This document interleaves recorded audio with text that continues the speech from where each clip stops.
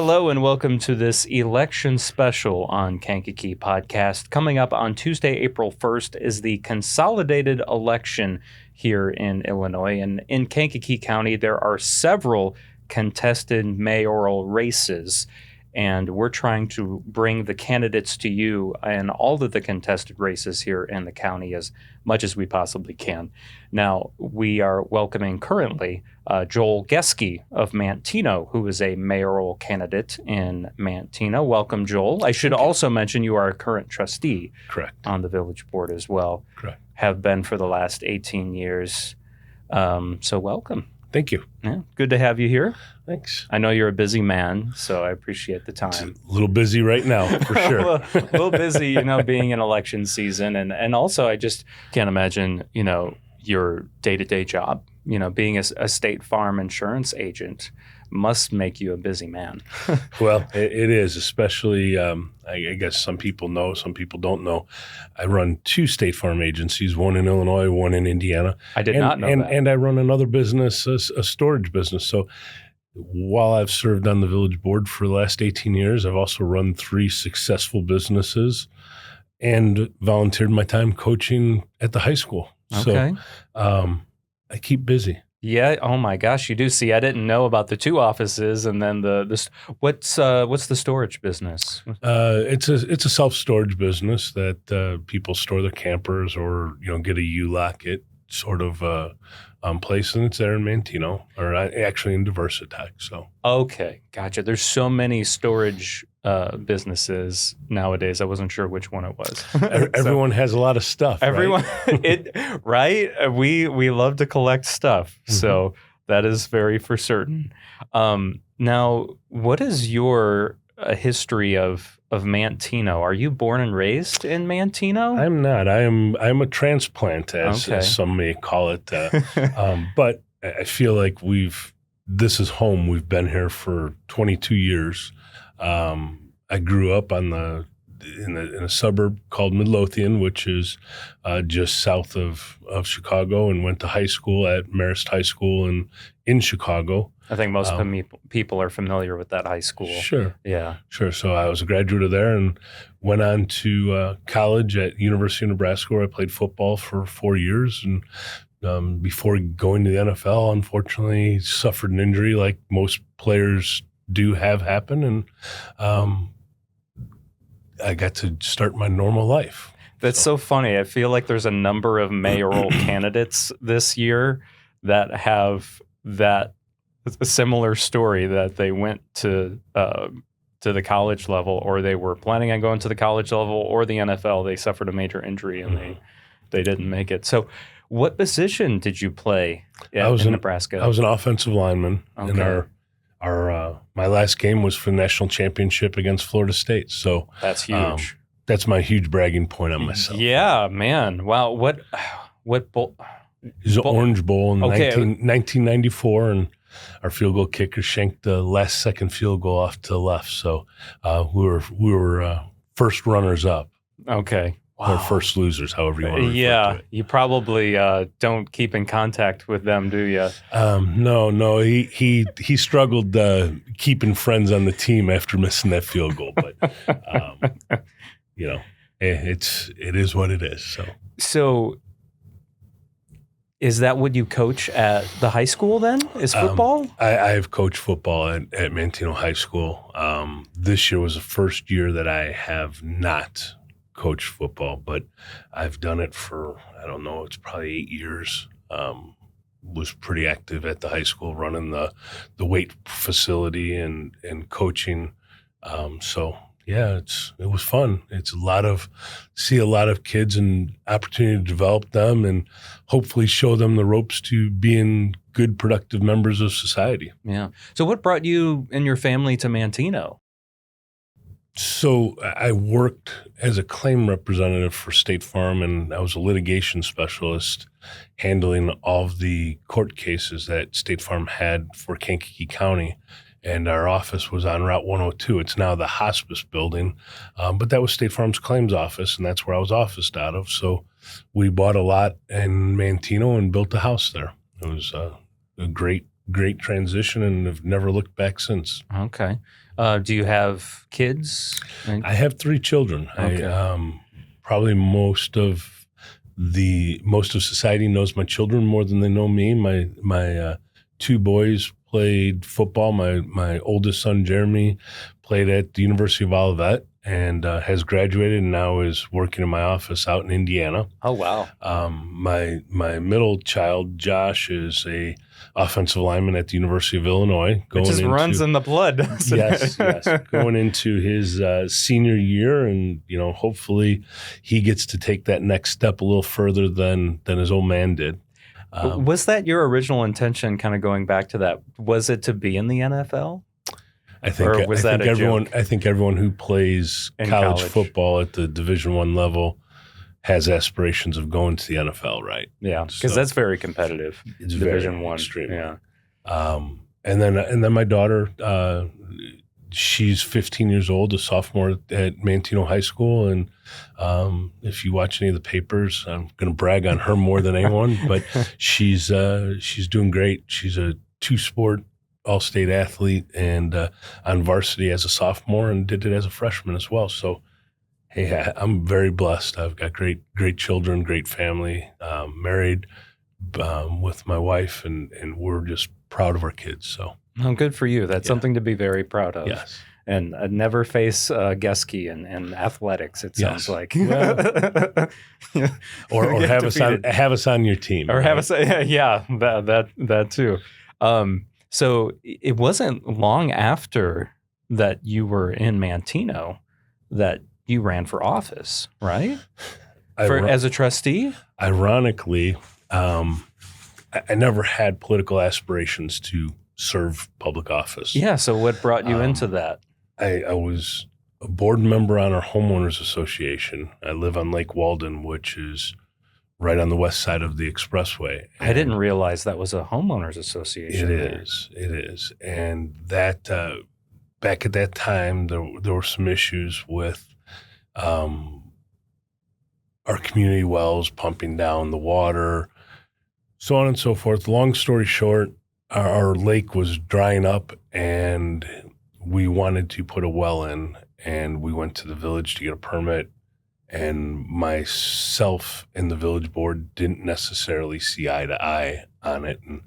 And this was a well for irrigation well to pump water into Lake Walden. Okay.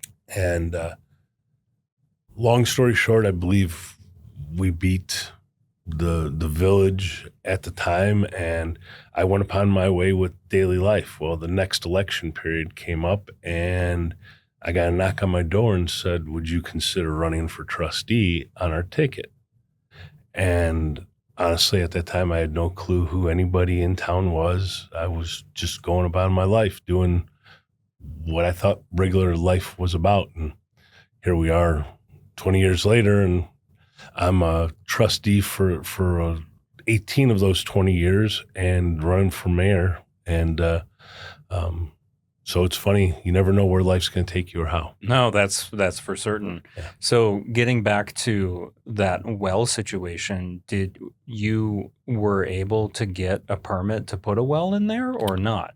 We received the permit through the county. The village at that time did not have any ordinances prohibiting us from getting it. So we were successful in getting the well put in. So you must have made an impact on how adamant you were on getting that well put in. So that must have been why they came knocking at your door so many years after that, right? I never consider myself a very good public speaker, but apparently I conducted myself in a way that was not confrontational, was not antagonizing or intimidating. It was just simply stating facts and proving our point. So I earned the respect from someone who put my name out there to run for mayor. So who was it that came to you and asked you to run? Because you ran with Nugent, right? With Tim Nugent? I ran with Tim Nugent in the Unity Party when they first ran. And the person who tossed my name out, as I'm told, again, there's always 3 sides to every story, right? Yes. But I'm told that one of the former trustees, Noel Burke and Dan Rudin, had both made mention that I would be a good candidate to run on their ticket with them. So now, is there truth to that or not? I can't tell you. I wasn't part of that conversation. But were they running on the board at that time, or were they on their way out? Both Dan and Noel were mid-cycle trustees that were sitting on the board. So they were part of the board that I had my confrontation with. And as I'm told, when Tim was looking to put his slate together, he was asking for advice of people that would be good candidates, and they both mentioned my name to him. So okay. Yeah, I remember when Dan and Noel were on the board. They were on the board for a number of years as well. So contrary to popular opinion, Tim and I are not good old boys. The only thing I knew of Tim at that time is that the contractor who I chose had purchased the lumber from Nugent's Construction, and I got a thank you card, which when I got it, I looked at it and I go, oh, okay. Didn't even know that that's where I purchased the lumber from. Okay. So. Gotcha. So then, you're like, did they really have to twist your arm, or were you like, yeah, I'll give it a shot? What were your thoughts at that time? It's always flattering to be asked, right? Oh yeah. It took a little convincing that, hey, the town needs some change and some direction at that time.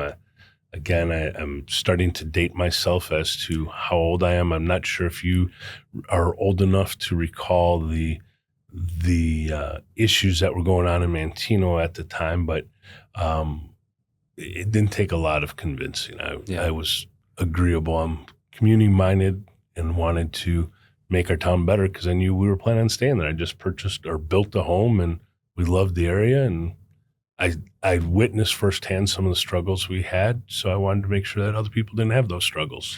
Now, if I remember 18 years ago, in Manteno, I mean, the sewer system, water system was going on. I mean, of course, this is not village related, but I think there was there a referendum with the school district going on at that time, maybe too? I don't really remember that referendum. The big issues were the water sewer system, and the mayor at the time and the village board were constantly fighting. It got to the point where the village board had to hire their own attorneys to represent the village board because their relationship with the mayor was questionable. Because it went from Mayor Christensen to Nugent, right? It was, correct. I remember Christensen was definitely a big, controversy. His whole term was definitely. Everyone was watching Manteno. Manteno was constantly in the papers, kind of like how it is now with other things, which we'll get to eventually. Yeah. But, that was, oh my gosh, being a young kid at that time, I remember it vividly. Yes, not something that you're really proud of, right? No, it was a tough time. Well, we want to make sure that doesn't happen again, and we want to make sure that our town people can be proud to call Manteno home. And, the last 20 years, I think most Manteno people are proud to call Manteno their home. Even our biggest critics I'll toss it out there first because I know it's going to come up as Gotion, right? Right. Up until Gotion, everyone happy, hunky-dory. There was no controversy in town or very minimal controversy in town. And even our biggest Gotion critics said, they say how beautiful our town is and how much they love Manteno. Well, that's 20 years of service by the current majority of the current board. So you're getting into office. This would have been what year? 18 years ago. My math is horrible. It would have been 20 years ago. So 2005. Okay. So we're talking 2005. You get on the board. I don't know if everyone knows this, but when you become a trustee, you're usually assigned to like a committee to help like oversee that committee or Yes. certain departments that you help within the village. So what was the department that you were helping oversee? I was assigned the chair of the planning and zoning committee. Okay. So what was going on at that time, or do you remember what were you helping oversee in planning and zoning at that time? So at that time, again, I don't know. We're going back 20 years ago, right? I know. So, yes, I'm picking your brain. The big thing that happened at that time is Manteno was growing at leaps and bounds. I mean, there were houses popping up everywhere. And the big thing at that time was the school couldn't keep up. They didn't have the infrastructure in place for the growth that we had.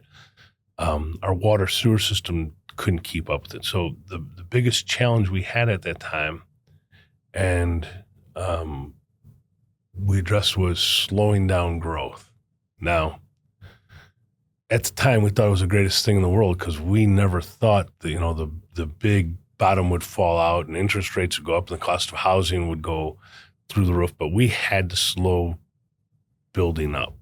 So we put a moratorium on new developments. And that was one of the big things that we had done at that point in time. How do you pass something like that? And was that a moratorium on everything or just certain?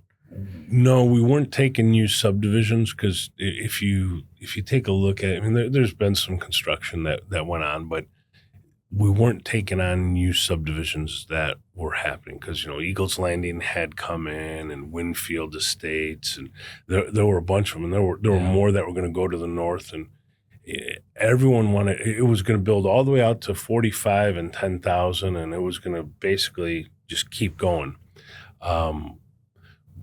We had to sit down and have a conversation about this. Wasn't uncontrolled growth is not good. Controlled growth is good. So we needed to slow it down a little bit. Now, unfortunately, none of us have a crystal ball of what the future is going to hold, right? Right. We would have liked to, like to have a little more growth than what we did, but the decision that we made at the time was good for the community, and I think it still served us well. Because now we're in a crunch where we don't have enough housing.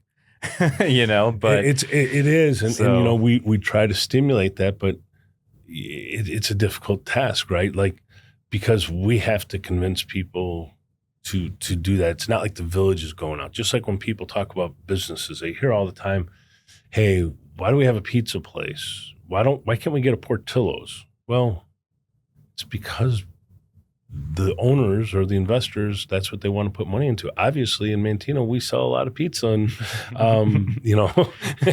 historically, we've always had a lot of pizza places in Manteno. Yes. Yeah. And we would love to see a Portillo's. We'd love to see a great steakhouse, but it doesn't happen. And the argument back then was we needed a Jewel. We wanted a Jewel, something to compete in other grocery stores. Well, and obviously they owned property for a number of years. And they wanted the population to get to where it was. And, that was a tough decision. Like, hey, we want Jewel to come because it's a nice mainstay, but we can't rush to get our population high enough to get a Jewel and crush our school system. So we had to work together with our school district and all of our taxing bodies to, hey, what's the right decision? And ultimately, Jewel pulled out.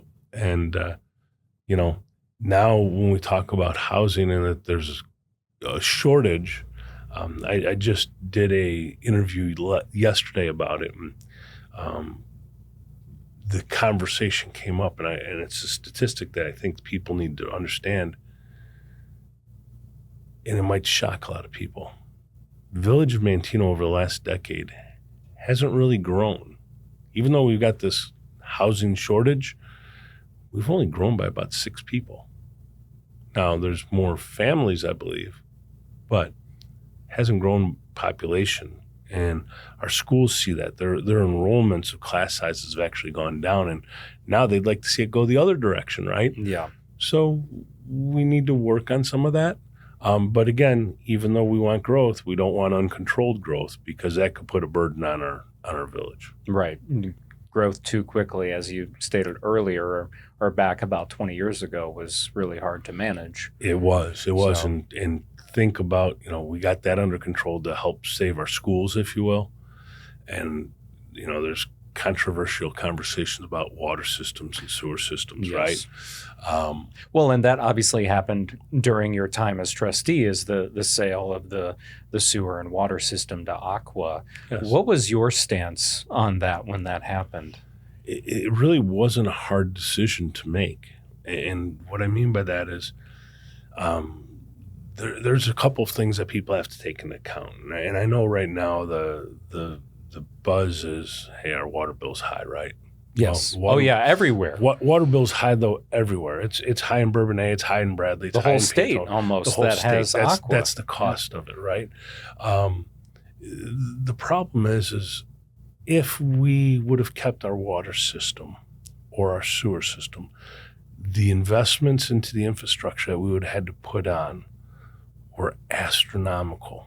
The cost was unbelievable. And I don't have all the stats and numbers here with me, and it's been quite some time. Years, yeah. But when we had engineering firms come up with calculations of it, the cost to build those was cost prohibitive. Our water and sewer rates would have been higher than they are now, way back then. And then compound that was forecasting growth like we were experiencing when we had to slow growth up. And now to see that we really haven't had much growth, wow, that would have been crippling. People's bills would be double what they are now. So in order, let's say the village of Manteno went the other route and they didn't sell and they chose to upgrade, what would have been that route of paying for it? Would that have been like bonds? Well, essentially, we would have had to bond to build the infrastructure, right? And then we have to pay that back, right? It's just like taking out a mortgage. So how do we pay that back? The tax levy, increased water and sewer rates. Yeah. So people would be in the same situation. And, I think ultimately some of the rates that we're seeing, and you hit the nail on the head, it's everywhere, right? Yes. That's because of EPA standards and the things that to make our water safe. That's the cost of doing business. Everything has gone up. And I tell people, yeah, our water bill and sewer bill have gone up. There's no denying that. But I'm also going to say, has the price of your car gone up? The car that you're driving today, what did that cost 10 years ago? That's gone up. And it hits home for everyone. I suffer the same water bill, sewer bill that you do. Now, the thing that I tell people too is, by us selling the water system, it influx cash into our village that has allowed us for, last 8-10 years to pay the garbage bill. People forget that we're the only community around that there is no garbage bill. Oh, you guys pay the garbage bill? The village subsidizes the whole garbage bill. So the residents have no garbage, no waste bill. Bradley does. Bourbonnais does. Yeah, I live in Pantone Bradley. I pay a garbage bill. How much is that bill a month? It's so I go through Republic. At least in Bradley, you can pretty much pick whoever you want to do your garbage. But I forget the way they bill is like, it's not a monthly bill. It's like quarterly, but it's like every bill is like, I don't know, $75 or $80. But I forget how many months that is. But I still have to pay it. Our refuge bill, when we separate out amongst houses, it's roughly about $30 a month for each resident in town that the village is paying, on top of fully subsidizing their tax rebates. Okay. So I guess I completely forgot about the garbage. Most people have because once of the it happens, water and sewer bill. Well, once it happens for a while, people forget about what they're getting, right? Yeah. And, shame on them, but shame on us for not reminding them too. And it's easy to just look at day to day. And you and I've had this appointment set a couple times. We've had to change it. And life happens, right? You get busy. You got kids. You got a wife. You got other obligations. So same thing happens with people and water bills and sewer bills and garbage bills. Yeah, this is This is true. It's very true. So, getting to, have you, your whole career as a trustee, have you always been under planning and zoning, or have you moved around to different? I have not, and I don't hold me to the exact date or time, but as I recall, my first term for 4 years, I was under planning and zoning. Then I had rerun for election, and I lost that election. And when I lost that election, I was out of office for 2 years, and I was asked to come back and rerun again. And when I did rerun, I was successful and have been ever since. And I believe at that time I was appointed to the finance committee and have held that position ever since. When you got beat out, did you think you were done, or were you like, I'm going to try again? Mixed emotions, right? It was a relatively close election, but when I lost, I was, hey, I'm hanging up my hat, right? Move on to do something different with my life, and I've served my term, and there's not very many people who serve more than 1 or 2 terms, right? But then I got the call to come back and run again, and I was like, I don't know, and I can't remember who called me, but they were effective in their persuasion to get me to run, and I did, and here we are. Yeah.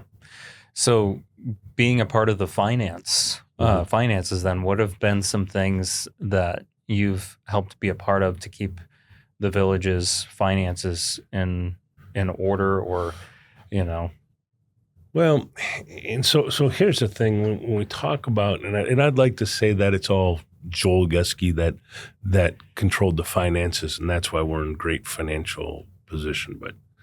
But the truth of the matter is it's our entire team. It's the entire village board. When we talk about being appointed the chairman of a committee, all that really means is on Mondays when we have the board meeting, anything that applies to finance, I report on. But our entire board has conversations about the finances, about the budget annually.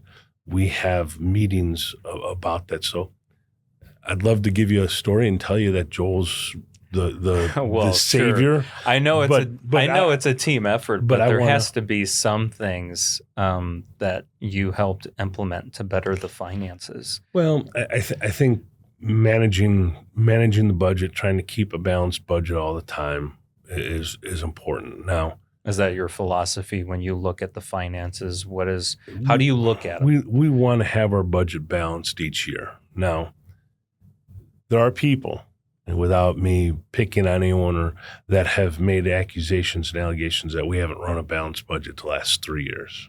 And fundamentally, they may be right, because when they look at it, they see that, we spent more money than we brought in. But that was intentional because we knew we had large capital expenditures. So if I make this very simplistic, you run your household, and there are some things that you want to do, purchase, build. Let's say that, and we don't know each other very well, but let's say you want to build a shed in your backyard at your house. You may not have the money there to do it right now. So you save that money and you build that money up into your checking or savings account with the intent that next year or the year after, when you build that shed, well, that year you may spend more than you bring in. Well, that's what happened with the village. We had some major expenditures. We built a massive public works building, something that is capable of the village growth for the next 30 years. We did the same thing with our police department. So we knew that those expenditures were going to happen. well, it looks or it gives the appearance that we're not running a balanced budget. But that's not the case. So you're saying it looks like the village is in debt, but you're not? Is that what you're saying? No, it looks like we spent more money than we brought in, which we did. But it was because we had money saved for that, knowing we were going to do those capital improvements. So spending-wise, looks like we're spending more than we're bringing in. But really, we had money in a savings account that we took it from a liquid asset being cash, and we turned it into a real estate asset being a building. So is some of that cash from the aqua sale all those years ago, I imagine a lot of that has grown in interest, and you've been able to... We've been able to invest in our town and make significant improvements, such as the Public Works building, such as New Village Hall, such as the police department. We've been able to do that and maintain a surplus of funds, and we wanted to give back to our community some of those funds because it was their money, right? So that's why we have the tax rebate. That's why we're paying the sewage bill. You know, the garbage bill. The garbage bill, you know, it's $500,000 a year, thereabouts, give or take. The tax rebates, you know, $1 million a year. We're spending some real significant funds giving that back. Now, the growth of that money, you know, for a while, interest rates, because the village is limited as to what we can invest money into, right? We can't go into a stock market and put general public's money at risk. We're limited to, I'm going to say CDs, right? Yeah, that's pretty very much conservative. as far as you can go, yeah. Right now, we're seeing interest rates, which is great, you know, 3%, 4%, 5%. But let's not forget the last 10 years, they were, you know, 0.01%. Oh, yeah. You know? so there wasn't a lot of growth to that money. So when people say, well, yeah, you spent all that money to buy a public works building. Well, it was getting 0.01 interest. I think our village assets appreciating more having that building than 0.01% sitting in a CD. I think that having a restroom / concession stand out at Legacy Park is a better use of that money than that 0.01%. Now, we still have a surplus of funds, and the village is completely debt-free, unlike any other community that I know of in the county or surrounding areas. We've made those investments, and we've been able to do it without going into debt, without having bonds. We don't have any payments that are owed. Our pensions are fully funded. We are in a fiscally great place.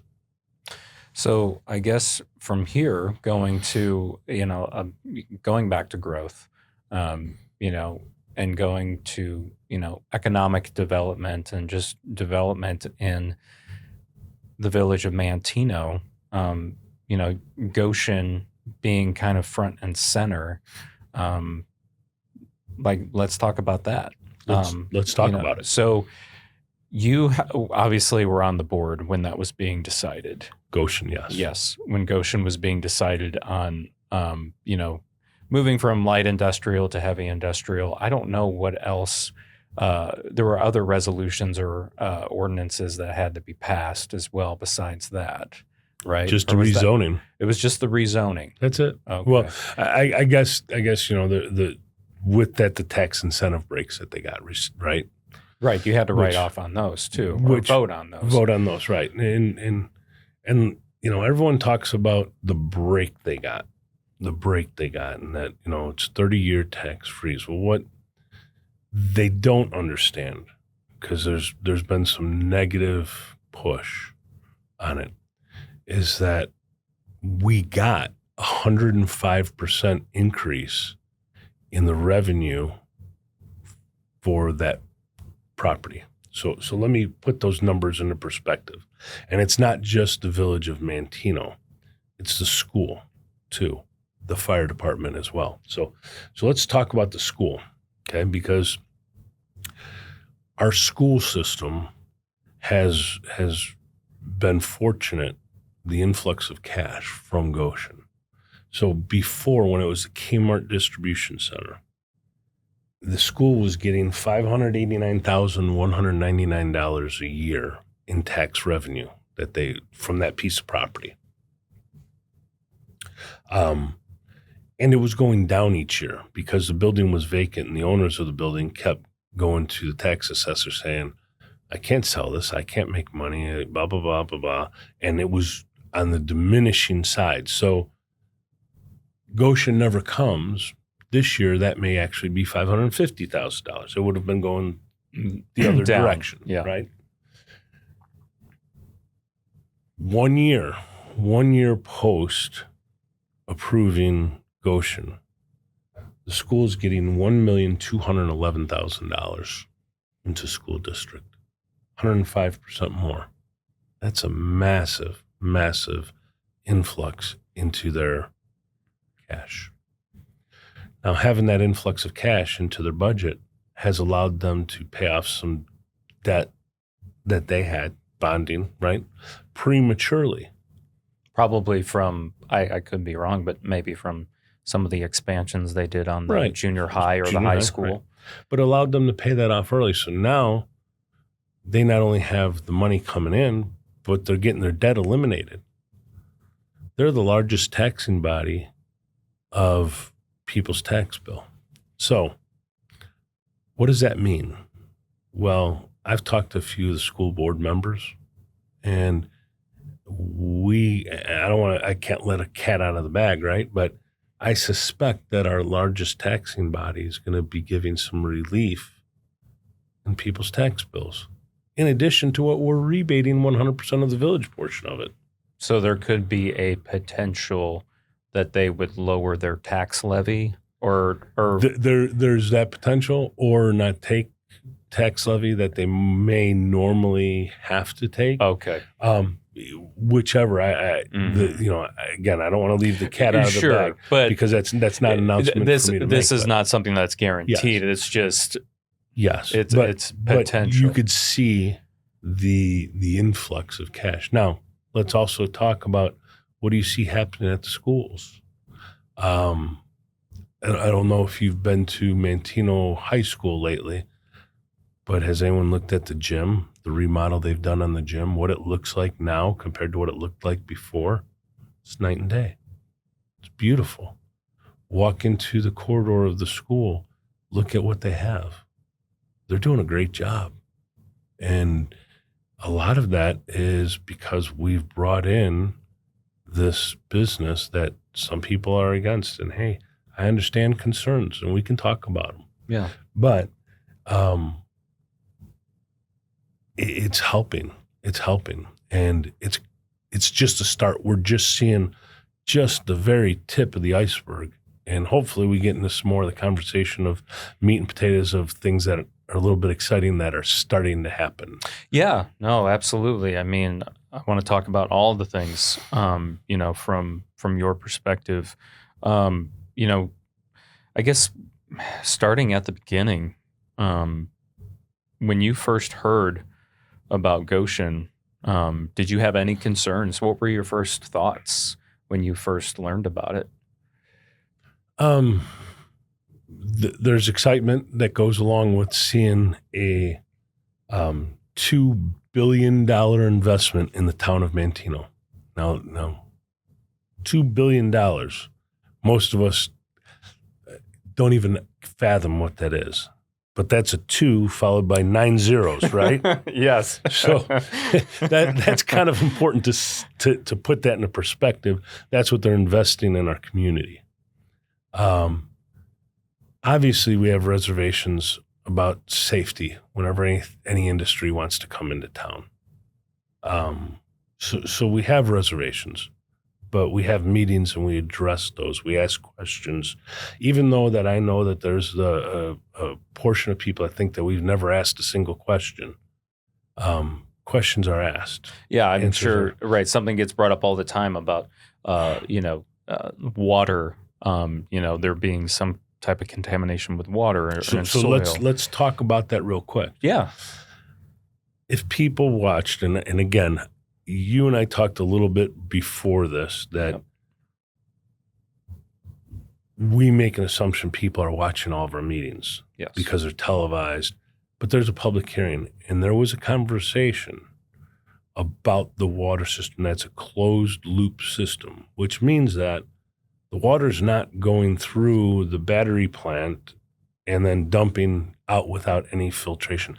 It's staying within. So when people think of a factory, they think of dirt, grime, not the most clean of facilities. They maybe even think about old battery plants, of how dirty they were, and acid would dump on the ground and water would spill and it would run into a storm sewer.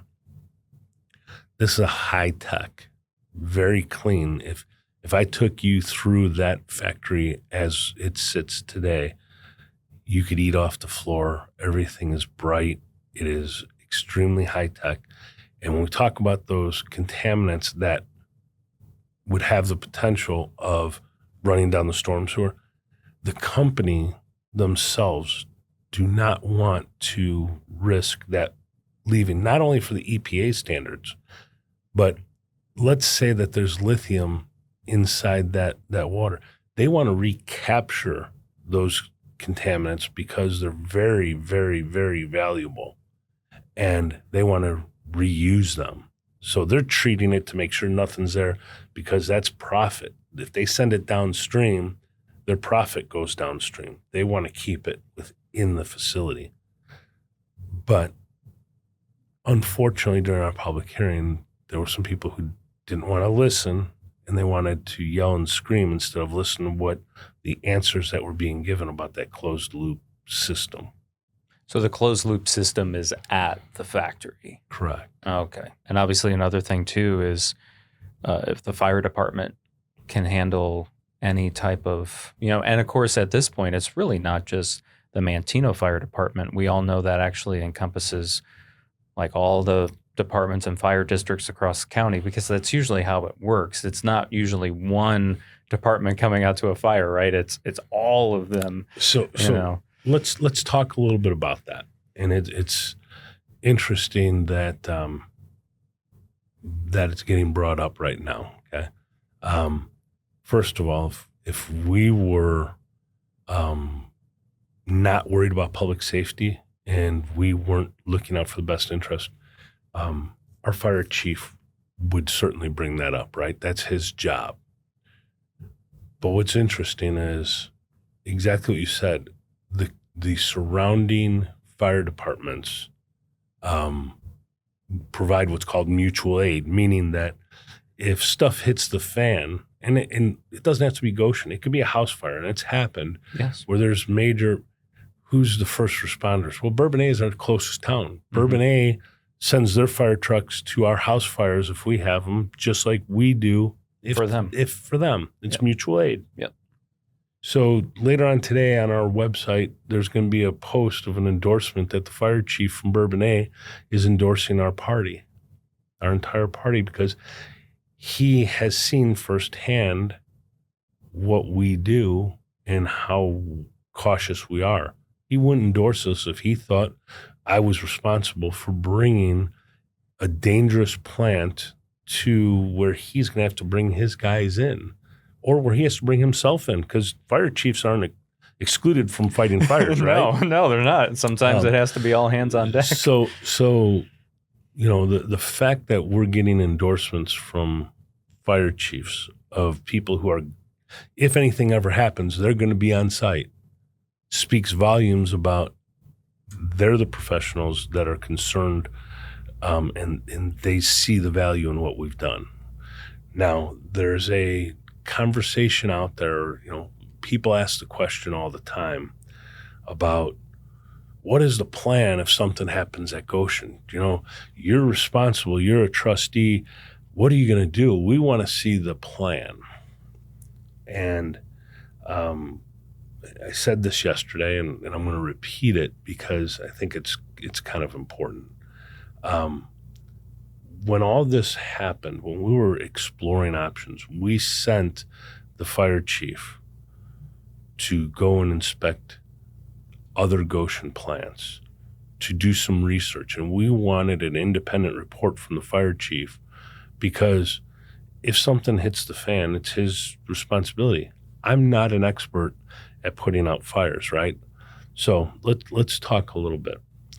The chief has said that although there's always a concern whenever you bring industry into a town, he is confident that he has all of the equipment needed to handle that fire. He is confident with the safety protocols that are in place with Gotion. They are running drills out at Gotion. He has actually said in a report that the risk that Gotion has to our community pales in comparison to the risk that we already have going through our town, being I-57, where there's semis hauling chemicals all day long, or even more so, our greatest risk is that railroad, right? There's train loads of unknown chemicals that we have no clue as to what is in those cars. So when people ask me what the plan is, if something happens at Gotion and I'm the first one to see it, well, it's going to be simple. I'm going to pick up my phone and I'm going to dial 911. And 911 dispatcher is going to dispatch out the professionals who have a plan, who've run the drill for the plan they have of how they're going to handle that situation. Now, there are people who want to know what that plan is, right? Correct. Okay. And that's a reasonable request. Absolutely. Okay. I mean, everyone should know. I'm going to give a reasonable answer to that. And this isn't Joel's answer. Okay. This is the fire chief's answer, because we asked the same question, right? Sure. What is the plan? Right. Absolutely. Because you guys need to know as well. And the fire chief's response is, I'm not going to share that plan with you, and it's not available to the public. And there's a reason behind it. And sometimes people just have to trust, okay? But the fire chief doesn't know that you're not an arsonist or that you're not a terrorist. And if we divulge, or if he divulges the plan of how they would respond, we can be manipulative and create a plan where they can't do that. Fair statement? I guess I never thought about that. Nobody ever really thinks of that. No, I didn't think about it until you brought it up. And right. So that's it. Yeah. Is a logical of a response as the question of what is the plan? Mm-hmm. Well, we have to trust that they're doing their job and they know what they're doing, right? Yeah. So that's just a little food for thought, and people need to, hopefully, people that are watching this see that and have the same response that you did of, makes sense. Yeah, I mean, I can see both sides in this. Like, I would love to know, like, the details of the plan. I'm very curious to know. I guess the next thing that, and this would, I feel like it would, an official would be able to answer this question, I feel like, without giving away any details. But I would imagine that the police chief and even some of the other area fire departments, they're constantly getting trained on new techniques and new things like that. I would think with all the electric vehicles and things like that coming out, that they would be getting some of this training on, okay, here's how you fight an electrical, car blaze or anything dealing with lithium batteries or hazardous materials. I would think there would be some new trainings, happening. And but again, that's supposed to be constant, right? And that has happened. And there was a report, and it was read at the public hearing from the fire chief that, hey, there are these things and there are trainings. So let's talk about what I can answer for that, okay? Sure. Part of our agreement with Gotion is that they have to cooperate with the fire chief. They have to allow random, regular inspections. They have to allow them to run drills and scenarios. I have spoken with the fire chief of Manteno as recently as last week to confirm that all things are going as planned and that the cooperation's there. Because if the cooperation isn't there, we've got an issue, right? And we're going to back our fire department to make sure public safety is at its forefront. For me to tell you the techniques of how to put out the lithium battery fires, I apologize. It's not my expertise, and certainly that changes day by day, like you said. The fire chief talks, because a lot of people, misinformation, start thinking about the fire that happened in Morris. Well, Morris fire, people were storing batteries in a warehouse without letting anyone know what was in there. So the fire department rolls up on this warehouse on fire and pours water, the wrong technique for putting out a fire for lithium batteries. That spread it. That caused the issue to be worse. Here, the chief knows what's in there, and he's confident that allows them to adequately address those issues. Which is also the reason for the inspections anytime they want, because they can, in their inspection, they can ask, okay, what is this material that you have stored in this building back here? Absolutely. And that's the other thing that we have hired out. There's some conversation about, we've got a building inspector, Chris LaRock, and, is he holding them accountable? Well, Chris is, but Chris's expertise, a $2 billion operation, probably falls a little above his ability. So we have B&F Technical, who does most of our commercial, and they're an engineering firm that deals with fire suppression and things of that nature. They're out there on a regular basis as well, inspecting it. Okay. So, and at this point, I guess, we are kind of talking about present as well. But they're in the process of, they're started up, they're going, essentially, right? Or as far as like onboarding people and hiring people and things like that. So This might be a good time to talk a little bit about that, right? Yeah. Because there's been a side that has said, tell me one good thing about Gotion, and what about all these jobs you guys talked about, and why do they get such a tax break? I'd like a tax break on my house. So let's try to address some of those. First comment, they are not up and going. It's been 2 years now, roughly, and they have yet to sell one product because it's a $2 billion investment in our town, right? So they had to take a warehouse that was designed to store products that go into Kmart and make it into a warehouse that's capable of producing a highly technical battery that is for personal storage or for EV vehicles. So there's a long lead time. So why'd they get tax breaks? Think about this. We've already said how much just the school's gotten in increased taxes. They purchased a building and they've gone 2 years investing money, building this. And when you see it, if you saw the before and after pictures of what it looks like, unbelievable. But they haven't made a dime. So money's been going out. And yesterday I was doing an interview with the owner of the well. And I looked to her and I said, if I told you, open up this business and I'll give you a tax freeze for 30 years, but you can't make a penny the first 2 years, but I want you to remodel the bathroom, I want you to change out the roof, do all this, how long could you stay in business? And she looked at me and goes, I never really thought of it that way. Well, it's the same thing with Gotion. Now, when you hear about those tax incentives, they're huge, right? It's big numbers. Yes. But it's because it's a big number investment. So the well, and I don't want to put numbers to what her business is worth, but take the value of the well versus the value of Gotion, they're significantly different. So the tax incentives are going to be significantly different, right? So to answer your question, no, they're not up and running yet.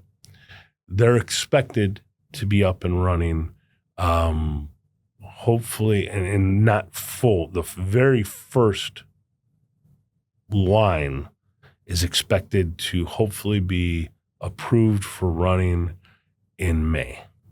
That's coming up quick. It's coming up quick. Yeah. Well, that's what I mean. They've been hiring. I know that. Well, in general public doesn't believe that. So let's talk I've personally seen the job listings. Yes. You go on LinkedIn, you'll see them.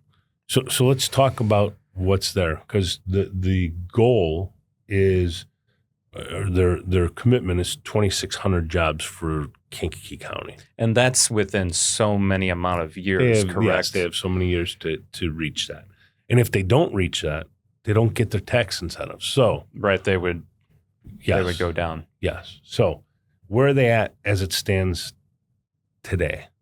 As of last week, I was running some numbers and did some conversations with Gotion I follow up every once in a while. Hey, I want to know what's going on, right? That's my job as a trustee, and I keep them accountable.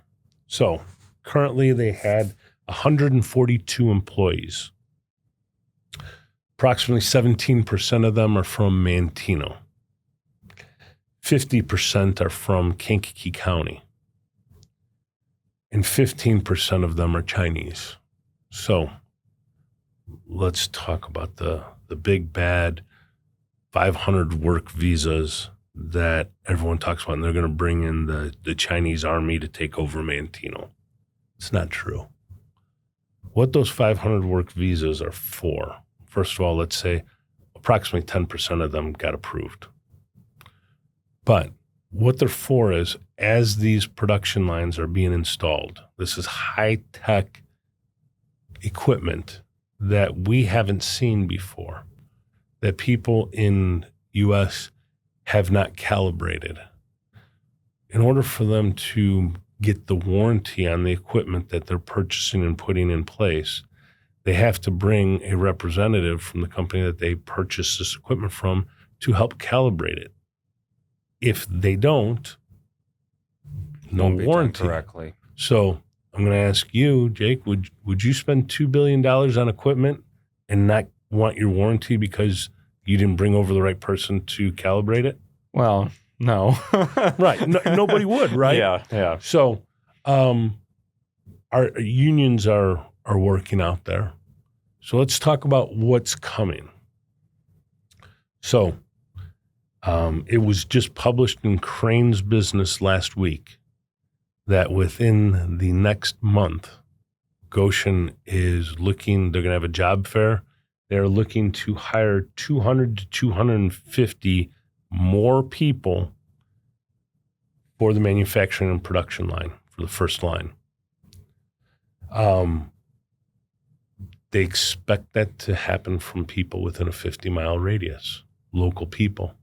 They're not bringing people from China here. That's not going to happen. That's part of their agreement, is they have to hire from within our town, within our county. It'd be unrealistic to expect that we could get all 250 people hired from Manteno, right? Because that would be an undue burden. People would be having to get hired from other places. Let's talk about those jobs. They're going to get paid 120% of what the going rate is. So you can go and work at CSL Bearing, which is another manufacturing position, nice, clean place, and you make $30 an hour working there. If you do the exact same job at Gotion, you're going to make $36 an hour. There's more money being paid to local residents at Gotion. Now, what are the continuous benefits of that? Well, there's income tax, right? So we're giving up property tax to get that money into the pockets of our residents of the county, which now we all benefit. Manteno, Bradley, Bourbonnais, we all benefit from increased income tax because they're making more money. You make more money, you pay more taxes, yes, right? And you usually spend more money too. Correct. And then when you spend that money, it gets taxed probably about 7 times over, right? By the time you get your paycheck, and what do? You go to the gas station and you buy gas. Well, the gas station owner takes that money that you've had, and they go to the restaurant and they buy dinner, and then the waitress takes that money. You get what I'm talking about. It's spent 7 times over. So that influx is helping the entire economy, and it's not just helping Manteno. That's one of the things that people need to understand in the whole county, is that it is going to help all of Kankakee County. Bradley's going to be affected by it. Bourbonnais is going to be affected by it. Kankakee is going to be affected by it. It's going to help out. There's going to be people with making more money and spending more money. So that's the good news, right? We got another 250 jobs potentially coming within the next 60 days to the Kankakee area. What's even better news is that they're going to start building phase 2. Okay. Phase 2, they're expecting 700 union jobs to be created by July, starting on this phase 2. These jobs are expected to last for 3 years, working 3 shifts a day. So, again, more money, right? There's more people. So now when you look at, why do the building trades endorse Manteno Choice Party? It's because they saw what we're doing.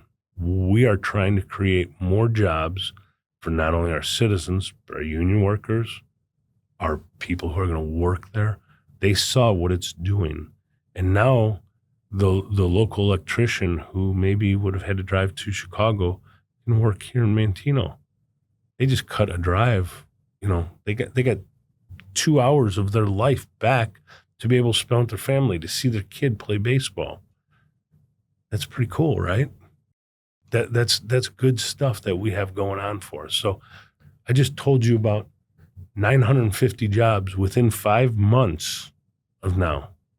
Tip of the iceberg. We're just starting to see the rewards of the, I'm going to call them beatings, that we've taken over the last 2 years of Gotion and We're Communist and every other name that has been thrown at us, right?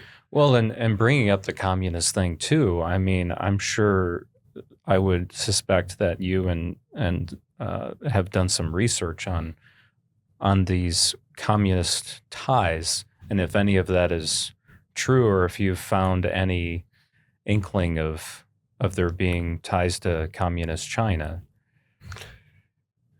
So let's talk about it. The business is owned by a Chinese company, right?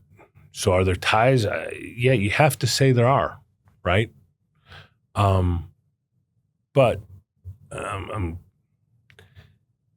we don't vet whether businesses can conduct business in Manteno or in the United States or not. That's done by the federal government.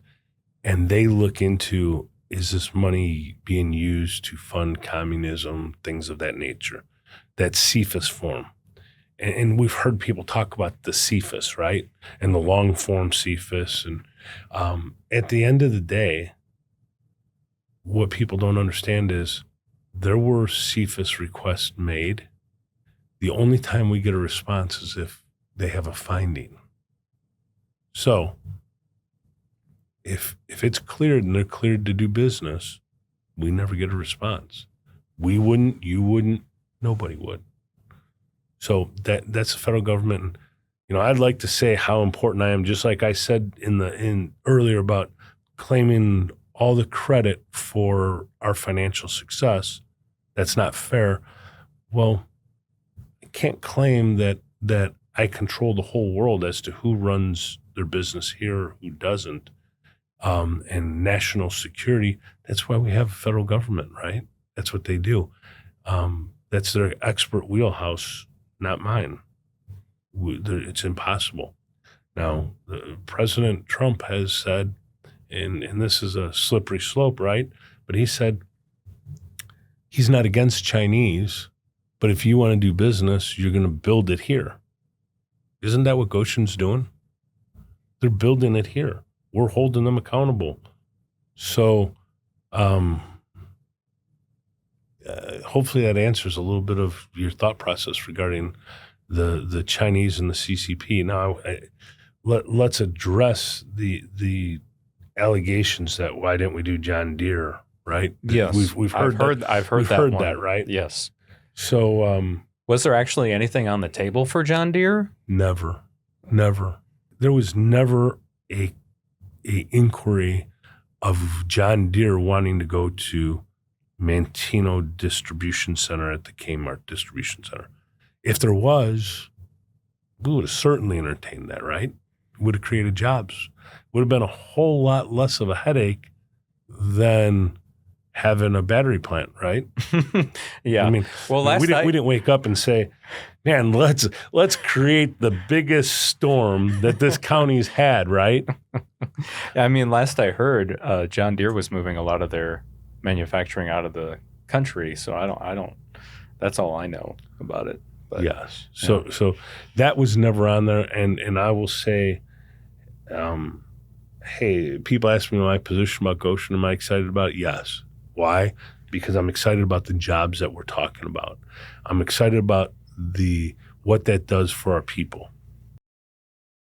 If there was Gotion, a Chinese-based company, or US of A battery, and I had the choice of which one to give it to, I would give it to US of A, right? I would have given the same deal regardless of who it is. Just because someone's Chinese, I can't say no to them. That's being a bigot and racist, and that's not what America's about, right? I agree. I agree with that. I want to hear, I know Gotion is obviously the biggest and hottest topic in Manteno, but I want to know what else is going on as far as like development or ideas for economic development in the town besides Gotion. I know that's, like I said, always forefront, but there has to be some other exciting things going on as far as... So there is, and as far as economic development, when you bring something like Gotion into a town, there's a trickle effect, and we didn't talk a lot about that, right? Okay. So let's talk a little bit about this hiring the 250 and the 700. Well, that's going to create a bigger desire for more. Some of those 250 people are going to want to live in Manteno, and we haven't had a lot of development, right? So I suspect you're going to see developers, in most houses are built with non-union labor because it's cost prohibitive, right? Yes.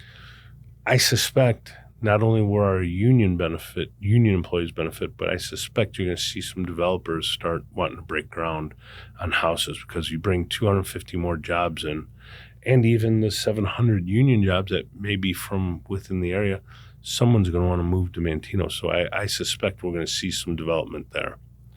Additionally, once you get a big business, a $2 billion operation, there are other people who want to be close by. So I can say they're in very preliminary stages that we have 2 multi-million-dollar companies that want to come to town in Manteno. Some of it's pending the election results. Some of it is finalizing some land contracts, right? And I expect both of those to probably move forward. Now, can I talk about them? I can't. It's not, and just let's put it out there. I did not sign an NDA, right? There's no non-disclosure agreements. But it's very common in, from what I've seen anyway, whether people like it or not, that's actually a fairly common practice that, not NDAs, but just the fact that like land purchases and things like that are kept usually quiet until it's over with. And then, and I think sometimes that is done to allow for sometimes the best price. I'm not sure why it's done. I just know it's common practice. It comes down to the price and allowing non-competitors to want to come in. So let me give you the example, right? Every corner that you see a Walgreens, you see CVS probably on the other kitty corner, right? Absolutely. So when Walgreens is coming to town, and last time I checked, they're not CCP or communist, right? But when they come to town and they buy up a corner, they don't want anyone saying it's Walgreens coming here until the building's already on its way. So this way they get a leg up on CVS. It's the same thing with all of these industries. So I can tell you that I know there are some options on ground that haven't finalized yet, but they're multi-million-dollar businesses with if the two come through that we suspect, there's going to be about another 250 jobs added on. Wow. So is that going to all happen overnight? No. Do we want it all to happen overnight? No, we don't, right? Because Manteno, we pride ourselves on continuing economic development, financial stability, but we also pride ourselves on being a small town because a lot of us, myself being included, moved from up north because we didn't like it, right? We wanted to go a little quieter. We wanted to go a little quieter, slower pace. Yeah. If we liked it, we could have stayed up there, right? Yeah. And we hear that from people all the time. Yes. And I'll say, I'm with you. I'm one of those people who don't really want to see this become where I can't make it through time. We're spoiled in Manteno. I mean, we are really spoiled. If we get stuck at a traffic light, the world has come to an end, right? And I like that. I appreciate that. But we have to balance that.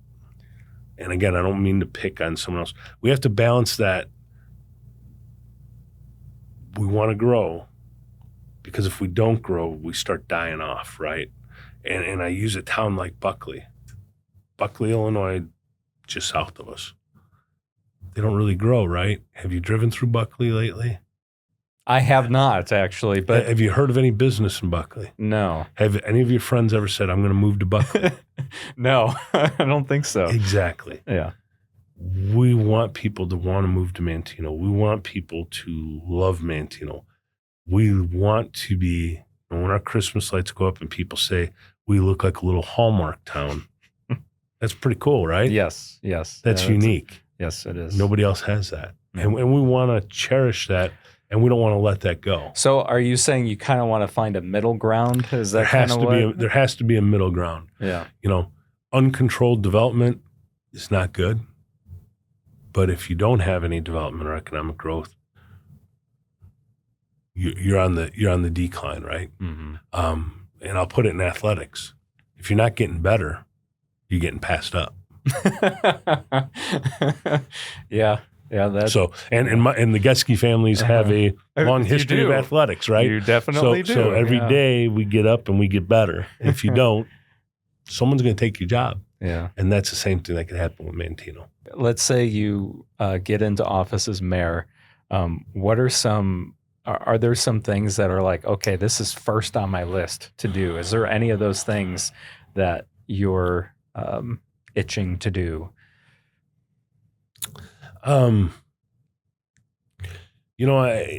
Yes. Again, I get very reluctant to make these comments because people will hold you to it. Well, and I'm okay with people holding me to what I'm saying, but hold me to what I want to do, right? So let's talk a little bit about the position. I'm a trustee right now, so I'm a decision maker. Mayor is not a decision maker. No, it's right? a little different. You're the leader. You're guiding what the group's going to, but at the end of the day, if I'm chosen as the mayor, and if the board doesn't see the same vision that I have, can't necessarily hold me. I don't want to say this is going to happen because that'd be speaking for every board member, and I don't know who the board members are going to be. Right. I'm assuming our entire ticket makes in. Now, I guess the more of the you pointed out a very good fact. I guess not things that you want to do, but I guess what ideas would you like to present for the board to vote on? So and I was prefacing this comment because I live on the west side of town. And the biggest beef I've always had is we should de-annex from Village of Manteno and have Manteno and Manteno West. Because Really? I'm saying this laughingly to some degree, okay? But our kids, our residents on the west side can't get to the east side to enjoy where all of our parks are. I mean, we have some tot lots on the west side of town, but the main parks, Legacy Park, Heritage Park, where kids go for sporting practices, there is no way, except for if mom or dad take Junior and put him in the car and drive them there. They can't ride their bike to get to the other side of town to unite, right? So I want, in the worst way, to have that overpass come to fruition. Oh, yes. So the new overpass with a pedestrian overpass where Yes. kids or adults could go across that pedestrian overpass. Well, doesn't construction start on that this year or no? Well, and that's no, they're going to start widening. The bids went out for widening of 9,000 because they got to. There's a lot of multi-steps to this, and it's not going to happen overnight. No, it's going to be a long project. The truth of the matter is my term, if I'm mayor, it may very well be coming to an end by the time that happens, and I hopefully get to cut the ribbon, right? But that said, I'm also going to preface and say that's one of my greatest dreams for our town, because I think where's our development going to be? There's not a lot of room to develop between Route 50 and I-57. So most of our development's going to happen on the west side of 57. Don't we want to bring them together and have us all sing Kumbaya together? But I will say that when I first got in office 20 years ago, we had public hearings, we had drawings, renditions all put together, and we were ready to go 20 years ago for this new bridge. We don't control all that. That is the IDOT, and it's working in coordination with Illinois Department of Transportation. So that's why I gave you the preface of this is, you asked me what's my dream. Mm-hmm. This is my dream, right? So I don't control all of that. Now I'll say the things that I do control if I'm the mayor, or as controlling as I can be. Legacy Park. We've got a master plan for that. And it's one of the things that got brought up about the digging of the pond. I want to bring Legacy Park to its conclusion of what we had drawn up. Yeah, 15 years ago. Yeah, there was supposed to be a plentiful fishing pond. Correct. know, we've seen some headlines about that. It's not about a fishing dock. It's about taking out that park to the way it was designed and agreed upon in partnership with Manteno Township. So it's not just the Village of Manteno, it's partnership with another taxing body. Yeah. And this is what we all came to an agreement and said, this is what we want this to look like. So those are things that we want to do. We want to get to finishing that park. I think that's a good thing. There's also an exploration, and we've talked about it and we've explored it once before, about a dog park. And when we had our normal, our first initial kickoff, I met with some residents there and we talked about having a pet park. The thing of it is we've got to find A, the location, the appropriate location. B, we have to have some conversation about the costs that we're willing to spend and how elaborate we want to do things. Because in Manteno, we've been known to take things over the top, right? Yes. like we're either gonna do a first class or let's not do it at all, right? So we have to have that conversation about a dog park, and then we have to have a conversation of there's always, for every pro there's a con, and do the pros outweigh the cons? And what I mean by that is the last thing I want to do is build a park and not go over the top and not make it great, and find out that all of a sudden we've caused the constituents who love the pet park and love their pets to now all of a sudden their dogs and cats are getting sick because, a lot of veterinarians are against pet parks because they say it's a spread of disease. I didn't realize that. It also can create some aggression within pets. So I would like to explore that more. I love the idea of it. I mean, a lot of our people who live in town have pets. Yes. It's a huge, huge thing, right? And it'd be nice to be able to go to a field and just play Frisbee with your dog. How do we do that where it can be utilized? Now, so far, we've partnered with Bourbonnais to use their park, and we subsidize the difference in cost, so this way people can use that. And the problem is I'm not naive to realize that our residents don't want to drive from Manteno to Bourbonnais. We're spoiled, like I said, right? Yes. We don't like getting stopped at a stoplight, and there's quite a few stoplights from here to Bourbonnais. Like, oh, now I got to drive all the way to Bourbonnais. Yeah, I've got 6 of them, right? Yeah. So I would like to see those things happen. Well, Joel, anything else you want to add? Hey, we talked about a lot of things. We did. Yes. I don't want to take any election for granted. I think everyone's vote is important. I urge everyone to come out and vote. Yes. Obviously, I want them to vote for Manteno Choice Party, our entire ticket, because if you've moved to Manteno in the last 20 years, or if you've lived in Manteno for the last 20 years and you're proud to call Manteno your home, or have decided not to leave for some reason, I'm going to say that I'm part of the reason why that town is what it is. And I thank everyone for making it part of what it is, because everyone who lives there is as well. But some of the tough decisions that have had to be made, hopefully we don't have to have those other same tough decisions. But if so, I think I'm the candidate for it. And running 3 successful businesses, and while doing the village, I think I've proven track record of fiscal responsibility, and I'd like to continue that for the village of Manteno. Well, thank you for your time, Joel. Thank you. That concludes this election special on Kankakee Podcast. We encourage all voters in Kankakee County to participate in the consolidated election on Tuesday, April 1st. Early voting is now underway if you choose to cast your ballot early. To find out more information, you can visit KankakeeCountyClerk.gov. I'm Jake LaMore. Thank you so much for listening and supporting Kankakee Podcast.